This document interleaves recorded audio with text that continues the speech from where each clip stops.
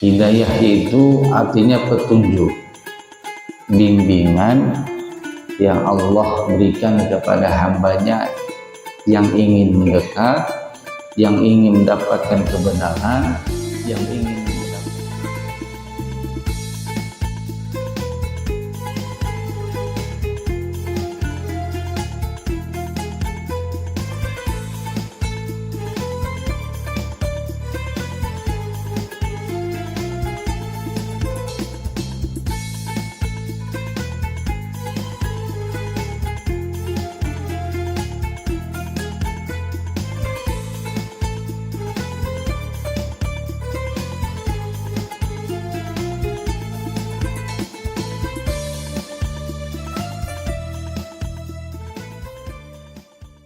Bismillahirrahmanirrahim. Assalamualaikum warahmatullahi wabarakatuh.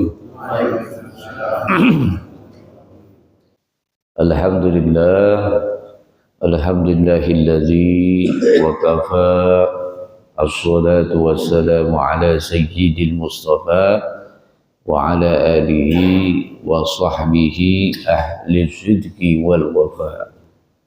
Asyhadu an la ilaha illallah wa asyhadu anna Muhammadan abduhu wa rasuluhu la nabiyya ba'dah. Allahumma salli wa sallim ala sayyidina Muhammadin wa ala alihi wa sahbihi wa man tabi'ahu bi ihsanin ila yaumiddin. Subhanaka la ilma lana illa ma 'allamtana innaka antal alimul hakim. Wala haula wala quwwata illa billahil aliyyil azim.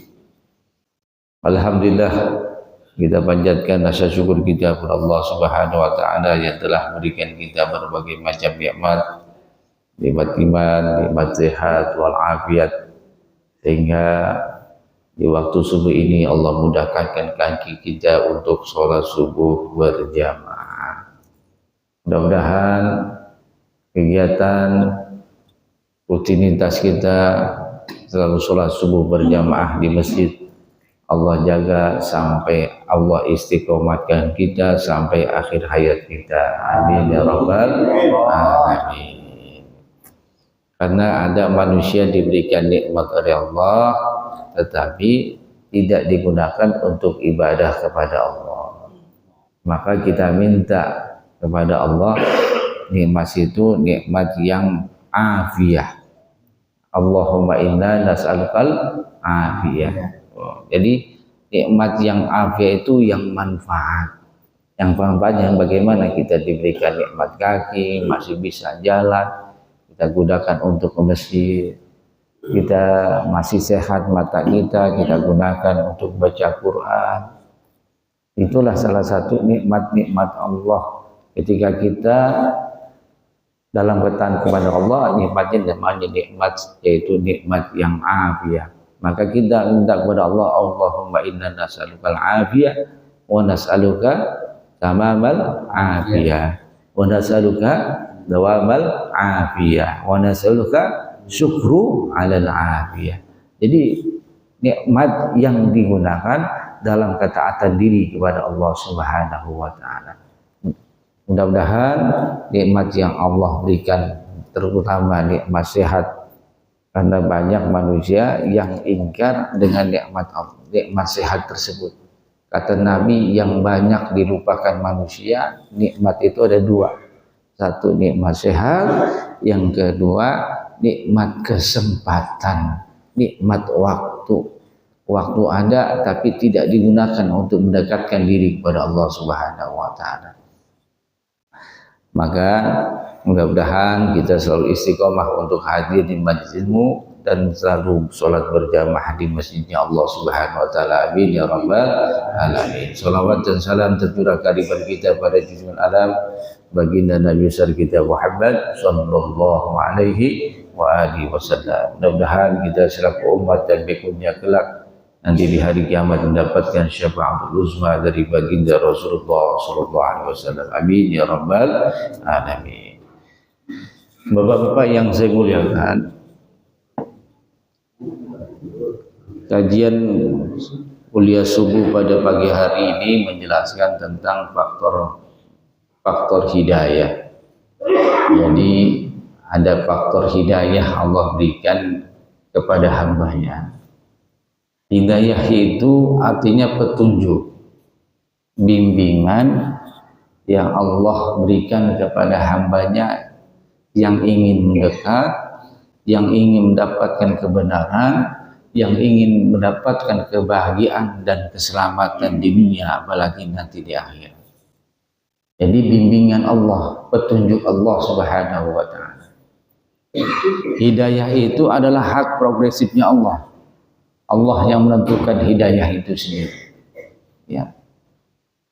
Nah, ini terbukti ketika diterangkan di dalam Al-Quran ada anak seorang nabi tidak mendapatkan hidayah Allah Subhanahu wa ta'ala. Siapa itu? Anaknya Nabi Nuh, Kan'an. Ayahnya yang sangat cinta dan sayang kepada anaknya tidak mampu memberikan hidayah, petunjuk kebenaran kepada anak dan istrinya Kan'an. Itu diterangkan di dalam Quran surah Hud. Ketika banjir datang, ketika azab datang, diturunkan dengan azab banjir, maka ayahnya memanggil dari kapal, ya bunayya irka ma'ana, ya bunayya irka ma'ana, wahai anakku, naik ke kapal ini. Apa katanya? La sa'awi ila jabalin ya'simuni minal ma'. Wahai ayahku, saya tidak mau naik ke kapal, saya akan naik ke gunung yang air itu tidak melampaui gunung. Apa kata ayahnya? La 'asimal yauma min amrillah. Tidak ada pertolongan pada hari ini kecuali pertolongan Allah Subhanahu wa ta'ala. Fakana minal mughrakin, diterangkan di dalam Al-Quran, maka istri dan anaknya termasuk orang yang ditenggelamkan oleh Allah Subhanahu wa ta'ala. Itu bahwa artinya apa? Hidayah itu Allah berikan kepada orang yang dikehendaki oleh Allah Subhanahu wa ta'ala. Maka ketika ada saudara kita, sahabat kita, teman kita ketika belum melaksanakan ibadah sholat, belum melaksanakan puasa Ramadan, maka bukan karena hidayahnya tidak sampai, tetapi tidak menginginkan keselamatan, kebahagiaan dunia dan akhirat. Maka jauh dari Allah sehingga ketika dia, saya belum dapat hidayah, makanya saya belum sholat, saya belum melaksanakan puasa Ramadan, karena saya belum hidayah, belum dapat hidayah. Itu salah, karena hidayah telah Allah berikan kepada di mana? Di dalam Al-Quran dan pada Rasulullah SAW. Maka ketika itu faktor hidayah itu salah satunya faktor-faktor hidayah yang pertama yaitu Al-Quran. Al-Quran diterangkan di dalam Al-Quran, zalikal kitabul la raiba fihi hudal lil muttaqin. Kitab itu Al-Quran tidak ada keraguan bagi orang-orang yang bertakwa. Maka jangan ragu terhadap Al-Quran. Jangan sampai kita berpaling kepada Al-Quran, karena Al-Quran adalah mukjizat yang Allah berikan kepada Nabi Muhammad yang terbesar. Tidak ada mukjizat yang kekal sampai datangnya hari kiamat kecuali mukjizat baginda Rasulullah SAW. Mukjizat itu diberikan kepada ada selain Nabi Muhammad, ada ketika Nabi itu masih hidup. Tetapi ketika Nabi itu, Rasul itu telah wafat, maka mukjizat itu sudah tidak ada. Maka Nabi Muhammad mendapatkan mukjizat, diberikan mukjizat yaitu Al-Quran. Maka jadikanlah Al-Quran apa yang disampaikan oleh Rasulullah SAW, man ja'alal Quran amamahu qadahu ilal jannah. Barang siapa yang menjadikan Al-Quran di depannya menjadi imam, menjadi petunjuk, menjadi pedoman hidup, maka Allah antarkan ke dalam surganya Allah Subhanahu wa taala. Wa man ja'alal Qur'an qadahu wa ra'ahu qadahu ilan nar. Barang siapa yang menjadi Al-Qur'an di belakangnya tidak menjadikan petunjuk hidup, pedoman hidup, maka Allah antarkan masuk nerakanya Allah Subhanahu wa taala. Banyak sekali orang yang mendapatkan hidayah Al-Qur'an dari dia mengkaji Al-Quran.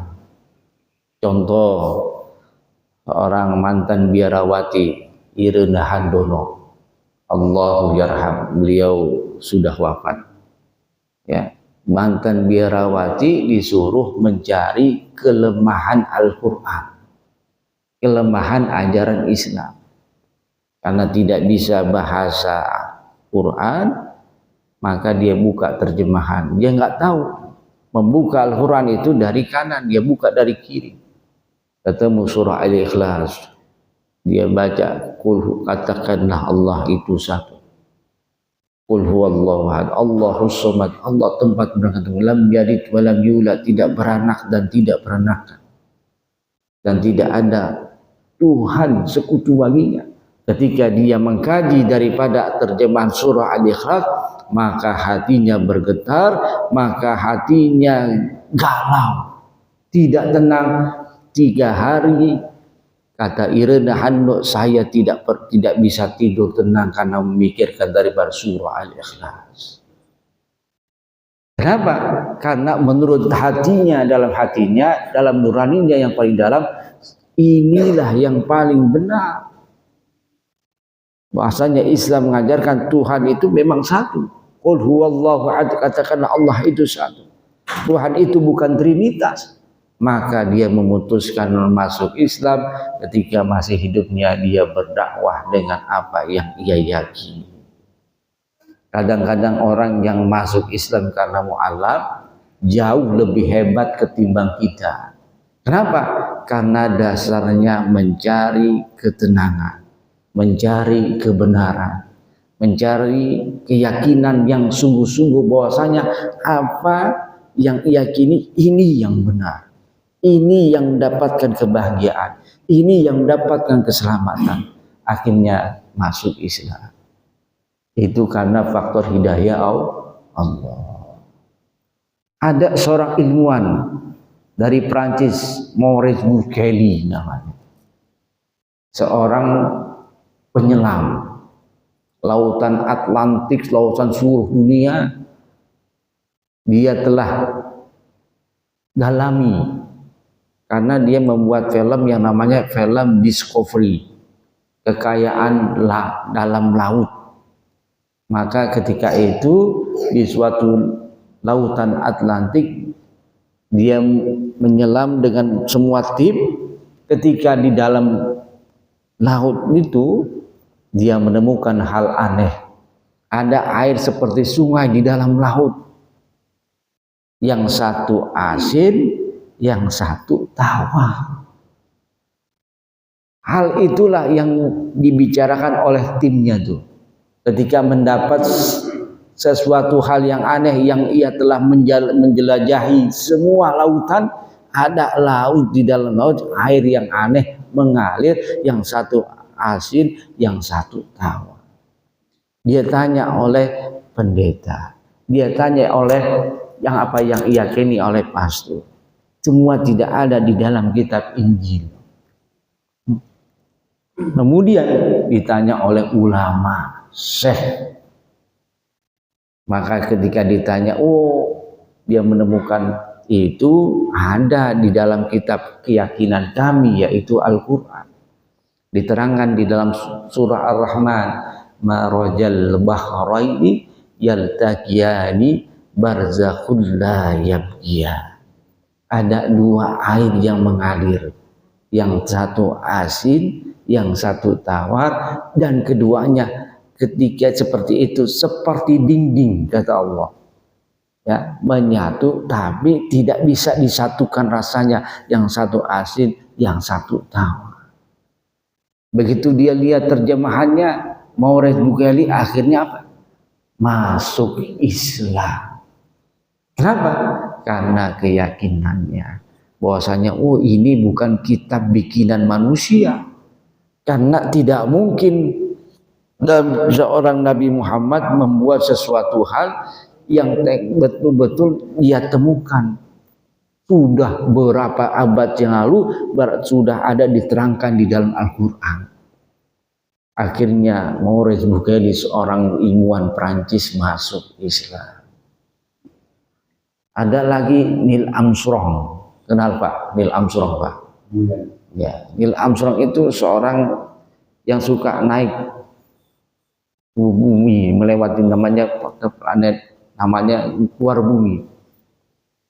Ketika NASA, ya, ketika di luar dari bumi itu, beliau Neil Armstrong mendengar suara azan. Masa di luar bumi ada suara azan? Akhirnya dengan suara azan dia mendengar, ketika sampai ke bumi beliau memutuskan masuk Islam. Ada lagi Cat Stevens. Kenal Pak Cat Stevens, Pak? Ya, seorang musisi dari mana tuh? Dari London. Ya, dia terguncang hatinya, tidak menemukan ketenangan hidup.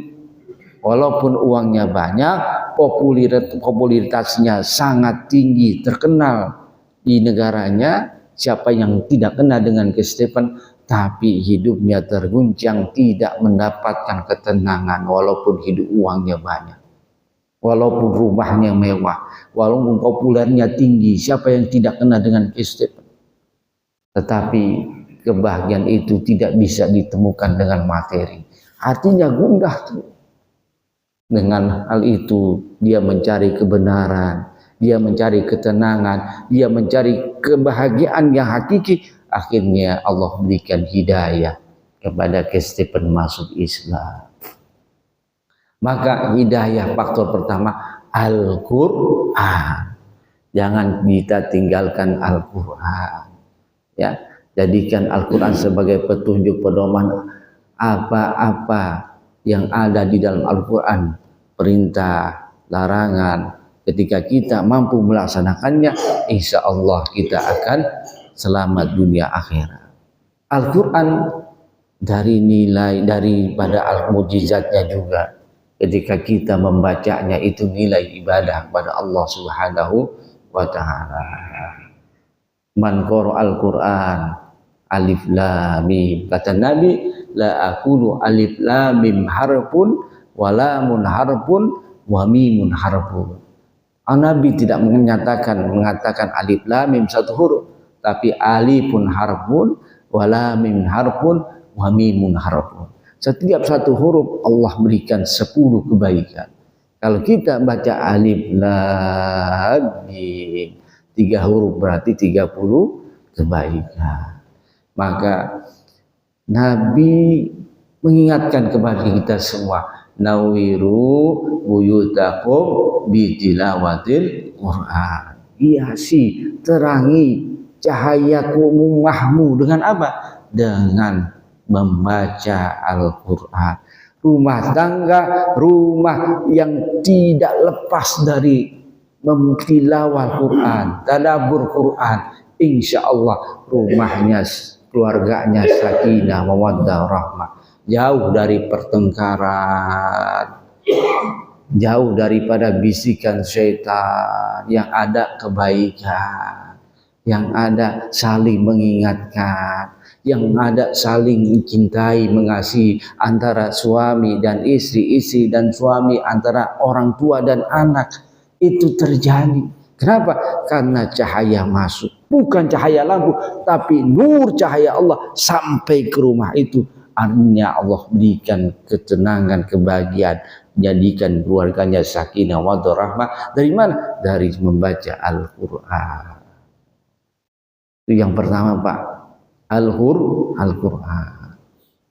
Yang kedua, yaitu Rasul. Rasul adalah hidayah yang kedua. Kenapa? Rasul adalah manusia pilihan yang diutus kepada Allah, kepada kita semua, agar kita selamat dunia akhirat. Maka Rasul mengingatkan kepada kita semua, ya, jadikan di dalam hadisnya menyampaikan, Rasulullah menyampaikan, saya agak lupa ya, sehingga Rasulullah SAW jadikan sebagai uswah, teladan bagi kita semua. Di dalam Al-Quran Allah berfirman, laqad kana lakum fi rasulillahi uswatun hasanah. Jadikan Rasulullah sebagai contoh, suri teladan terbaik dalam kehidupan kita. Dari mana? Dari mana? Dari mulai hablum minallah, kemudian hablum minan nas, hubungan kepada Allah dan hubungan kepada manusia. Rasulullah SAW sebagai contoh kita, hubungan kepada Allah, bagaimana Rasulullah hebatnya ibadah kepada kita yang harus kita ambil contoh. Bagaimana hubungan dengan manusia, Rasulullah orang yang jauh daripada sifat-sifat buruk, jauh dari sifat sombong, jauh daripada dengki, jauh daripada sifat pelit, jauh daripada sifat iri hati, jauh itu semua. Maka jadikanlah contoh, dan Rasulullah SAW orang yang pemaaf kepada siapapun, walaupun beliau tersakiti, walaupun beliau terzalimi. Rasulullah orang yang pemaaf. Suatu ketika ada orang kafir namanya Daksur. Ketika Rasulullah SAW sedang istirahat di pohon yang besar, datang Daksur dengan pedangnya, menghunus pedangnya di leher Rasulullah SAW. Ya Rasulullah, ya Muhammad, siapa yang akan menolongmu dengan pedangnya Daksur yang ada di lehernya Nabi Muhammad SAW? Rasulullah, Nabi Muhammad hanya mengucapkan kepada Daksur, Allahu Jalla Jalaluh. Allah. Ketika mengucapkan kalimat Allah, Daksur tangannya gemetar, kemudian pedangnya terjatuh, diambil oleh Nabi Muhammad SAW, dikembalikan pedangnya kepada Daksur. Ya Daksur, siapa sekarang yang akan menolongmu? Apakah Rasulullah membunuh? Apakah Rasulullah menebas leher Daksur? Tidak. Rasulullah memaafkan Daksur yang akan membunuh Nabi Muhammad. Sehingga dengan pemaafnya Rasulullah SAW, Daksur memutuskan masuk Islam. Dari mana? Dari kelembutan hati Rasulullah yang maha pemaaf. Man ata'ani dakhalal jannah wa man asani kullu ummati. Di dalam hadis Rasulullah, dakhalal jannah. Setiap umatku bakal masuk surga. Illa man aba, kecuali yang enggak mau. Yang enggak mau yang bagaimana? Yang tidak mau ikut dengan Rasulullah SAW. Dengan apa? Dengan ajarannya. Dengan apa? Dengan contohnya. Dengan apa? Dengan sunnah-sunnahnya. Wa man asani faqad aba. Dan barang siapa yang enggak mau, dia berpaling kepadaku. Hadirin dari Allah Subhanahu wa taala. Maka jadikan hidayah yang kedua itu baginda Rasulullah SAW. Mari sama-sama kita ikuti contoh-contoh Rasulullah, kita hidupkan daripada sunnah-sunnah Rasulullah SAW. Man ahya sunnati faqad ahabbani wa man ahabbani kana ma'i fil jannah. Barang siapa yang menghidupkan sunnahku. Apa sunnahku? Salat malam tahajud. Apa sunnahku? Salat sunnah rawatib. Apa sunnahku? Salat sunnah duha, salat sunnah witir, sedekah, baca Quran, hadir di majelis ilmu, kumpul dengan orang-orang soleh, berzikir, beristighfar. Itu sunnahku. Faqad ahabbani, dia cinta kepadaku. Wa man ahabbani kana ma'i fil jannah. Barang siapa yang cinta kepadaku, nanti dia akan bersamaku di surga. Bapak-bapak yang saya muliakan, sehingga Allah menerangkan di dalam Al-Quran, wa ma atakumur rasul, kata Allah di dalam Al-Quran, wa khuzuhu wa ma nahakum anhu fantahu. Apa-apa yang datang dari Rasul, dari Nabi Muhammad, maka ambillah, maka ikutilah. Wa ma atakumur rasul wa khuzuhu wa ma nahakum anhu fantahu. Dan apa-apa yang dilarang oleh Rasulullah, tidak dilakukan oleh Rasulullah, maka jauhi. Apa itu? Banyak perbuatan murah haram yang sekarang di akhir zaman ini orang gencar judi online. Orang sekelas DPR MPR itu masih judi online, Pak. Terbukti Ustadz Hidayat menyampaikan bagaimana rakyatnya tidak meninggalkan melakukan judi online. Orang DPR MPR-nya aja masih ada yang hobi dengan judi online. Anak-anak kita, generasi kita, generasi muda, gampang Pak sekarang judi online. Ini di HP. Masya Allah, tabarakallah. Ada teman saya, Ustadz juga sih. Kalau saya sebutin namanya kenal pasti. Anaknya terperanjat dengan judi online. Masya Allah. Ya, anak saya, dia cerita kepada saya kurang apa Ustaz, Masya Allah. Saya udah didik anak saya. Kena judi online. Judi online-nya karena mungkin karena tidak sengaja dan lain sebagainya.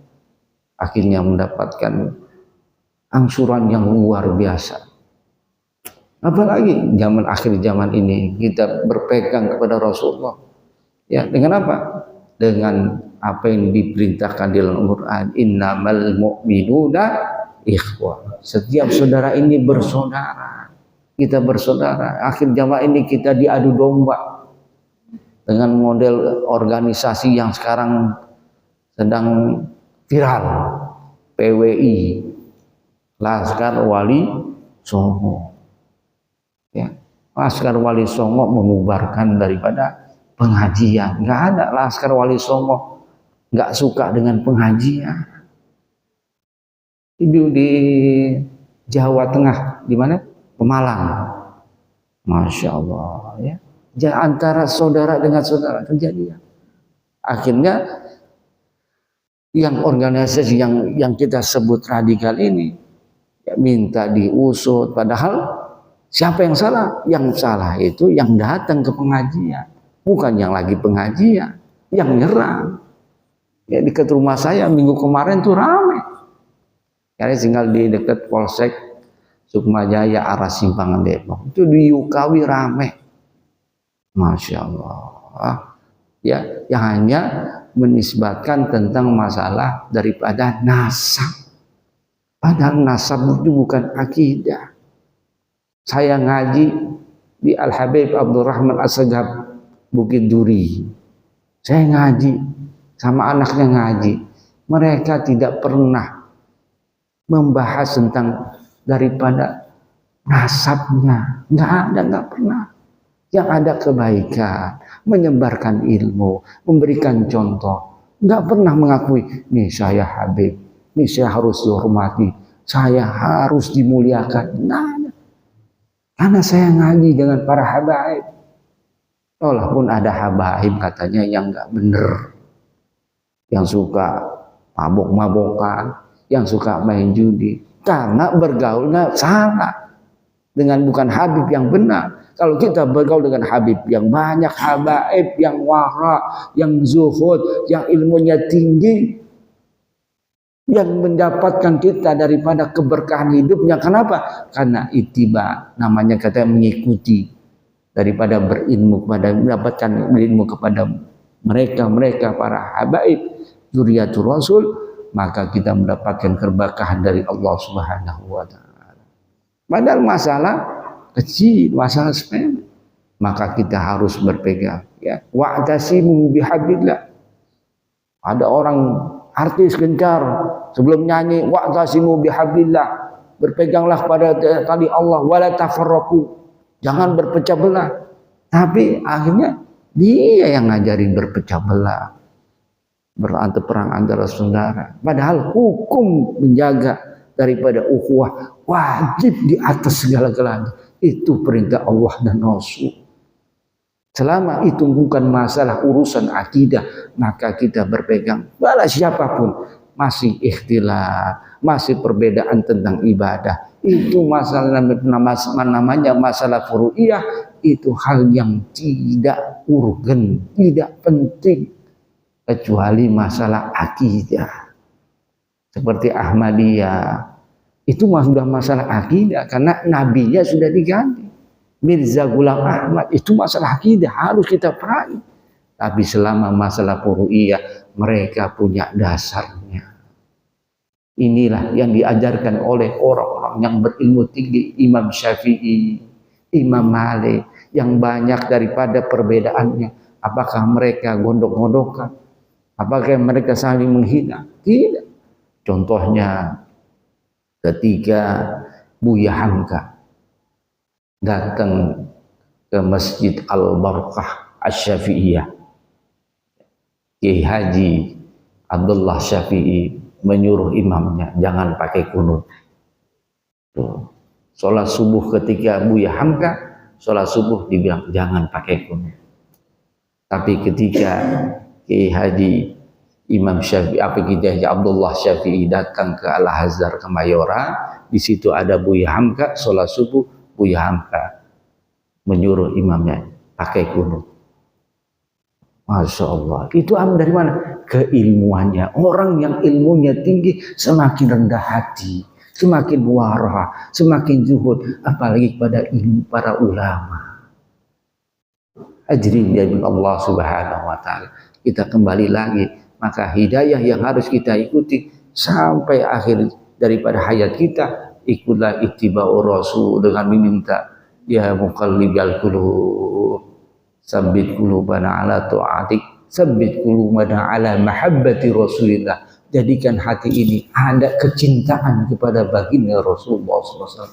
Kalau cinta kita pada Rasulullah, semua pola hidup kita usahakan seperti baginda Rasulullah.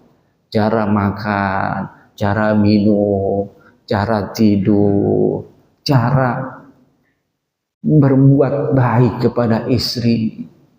Rasulullah dengan istri-istrinya enggak pernah berteriak, enggak pernah marah, enggak pernah menyinggung istrinya, walaupun istrinya mungkin masakannya tidak enak. Siti Humairah, ya Siti Aisyah Humairah, ya pernah masak makanan yang enggak enak. Apakah Rasulullah menghina, mencela? Enggak, tetap makan. Maka ikutilah baginda Rasulullah SAW dengan keikhlasannya, dengan kesabarannya, dengan ketawaduannya. Walaupun seorang Rasul, tapi tawadunya luar biasa kepada para sahabatnya. Hadirin dari Allah Subhanahu wa taala. Kemudian faktor yang ketiga yaitu mujahadah. Mujahadah itu orang yang sungguh-sungguh mendapatkan kebenaran. Bahwasanya meyakini Tuhan ada Allah Subhanahu wa taala, dia ridho Tuhannya Allah, dia ridho nabinya Nabi Muhammad, dia ridho agamanya agama Islam. Dengan keriduan itu dia mujahadah. Orang-orang yang mujahadah mendekatkan kebenaran, ingin mendapatkan kebahagiaan keselamatan, maka Allah buka dengan hidayah Allah. Siapa contohnya? Felix Xiao. Felix Xiao itu orang dulu, orang Kristen Ortodok. Ketika dia tidak tenang dengan apa keyakinan keajarannya, maka dengan mencari kebenaran, dengan mujahadah sungguh-sungguh, Allah berikan hidayah. Akhirnya dia masuk Islam dan menjadi pendakwah. Kemudian yang keempat, faktor-faktor hidayah yang keempat, yang ketiga, yang keempat yaitu doa. Apa itu doa? Doa agar kita ditetapkan dengan hidayah kita. Di dalam Al-Quran, Rabbana la tuzigh qulubana ba'da idh hadaitana wa hab lana min ladunka rahmah innaka antal wahhab. Ya Allah, jangan Engkau cabut hidayah iman ini, hidayah kenikmatan sholat subuh jamaah, baca Quran, sholat sunnah tahajud, sholat duha, jangan Engkau cabut sampai akhir hayat kami. Karena ada orang dulu rajin sholat jamaah di masjid, rajin daripada baca Quran, rajin haji di masjidmu, di akhir hayatnya dia meninggalkan kebiasaannya. Ada Pak, ada. Di tetangga saya ada, lu rajin sholatnya, nggak tahu masalahnya sampai saya tanya, sampai saya ke rumahnya, katanya lagi kurang sehat dan sebagainya. Tetapi ketika sudah sehat, nggak lagi sholat berjamaah di masjid. Dulu rajin, maka setelah masih aktif kerja itu masih rajin, begitu pensiun hilang. Sudah kita ingatkan, maka penting kita untuk meminta kepada Allah dengan doa, karena Rasulullah menyampaikan dalam hadisnya, ad-du'a'u silahul mu'minin. Doa itu senjatanya orang beriman. Kita ini jangan sampai hidayah dicabut oleh Allah Subhanahu wa taala, maka jangan lupa kita berdoa. Nabi Muhammad setelah sholat fardu beliau berdoa dengan doanya, Allahumma a'inni ala zikrika wa syukrika wa husni ibadati. Itu Nabi Muhammad, seorang yang maksum, dijamin masuk surga, diampuni dosanya, masih minta a'inni ala zikrika, ya Allah jadikan hamba menjadi orang yang selalu mengingatmu. Mengingat Allah bukan hanya di masjid, bukan hanya di majelis ilmu, dimanapun berada ingat Allah. Dalam kendaraan, sebelum naik kendaraan baca bismillah, baca doa, itu namanya ingat Allah. Wa syukrika, dan selalu bersyukur kepadamu, karena banyak orang yang tidak bersyukur kepada Allah. Kan di dalam surah Ar-Rahman sampai diterangkan 31 kali, fabi ayyi alai rabbikuma tukadziban, nikmat mana lagi yang kamu dustakan. Maka banyak sekali orang yang lupa dengan nikmat Allah, terutama nikmat sehat. Ala syukrika wa husni ibadati, dan diperbaiki ibadah hamba ya Allah. Kelihatannya umur bertambah, tapi pada hakikatnya jatah kontrak kita dunia semakin berkurang. Ada yang semakin kelihatan bertambah terus, kita 50, 55, 56. Tapi pada hakikatnya jatah yang kelihatannya bertambah, umur kita semakin berkurang, kontrak kita dunia semakin berkurang. Itu yang harus kita pahami, yang harus kita sadari, bahwasanya hidup ini ada ujungnya, kita semua akan kembali kepada Allah Subhanahu wa taala. Apa doanya lagi agar kita ditetapkan keimanan, keyakinan? Ya muqallibal qulub, wahai zat Allah yang membolak-balikkan hati, tsabbit qulubana ala ta'atik.